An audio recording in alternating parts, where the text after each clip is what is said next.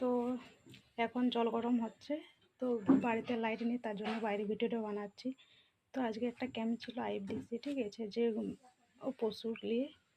তো যে কোম্পানির লোক, সেই কোম্পানির সদস্য আমার বর। তো চা বানাতে বলেছিল আমার শাশুড়িকে, তো আমার শাশুড়ি বানিয়েছে চা দিয়ে একটু বেশি চিনি হয়ে গেছিলো, একটু বেশি চিনি, ঠিক আছে। আর এমনিতে এরা একটু বেশি চিনি খাই, দিয়ে তারপরে সেখানে লোকগুলো নাকি চা খেয়েছে, দিয়ে খেয়ে হাফ ফেলে দিছে। তো আমার বয়সে আমাকে এসে বলছে, ঠিক আছে, আমাকে এসে বলছে বলছে চাটা তুমি জলসেটা হয়েছে আর কমে মিষ্টি হয়েছে। দিয়ে আমার শাশুড়ি জানে যে ওই করেছে, দিয়ে বলছে হ্যাঁ এটা এত মিষ্টি হয়েছে, এত তো মিষ্টি নেই।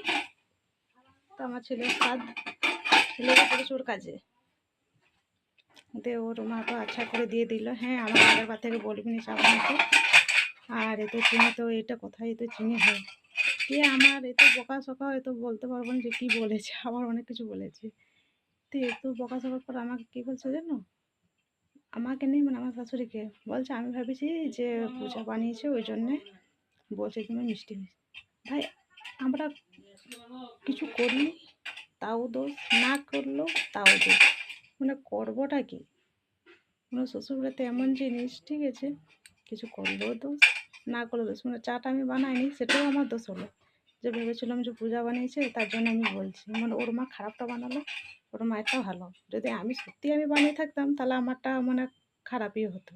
তুমি তো খারাপ, সে খারাপই বলতো। তো এমন কার কার সাথে ঘটে শ্বশুর বাড়িতে অবশ্যই কমেন্ট করবে, না দোষ করে আমরাই দোষী। তো ভিডিওটি এই পর্যন্ত দেখার জন্য অসংখ্য ধন্যবাদ। তো পাশে থেকো।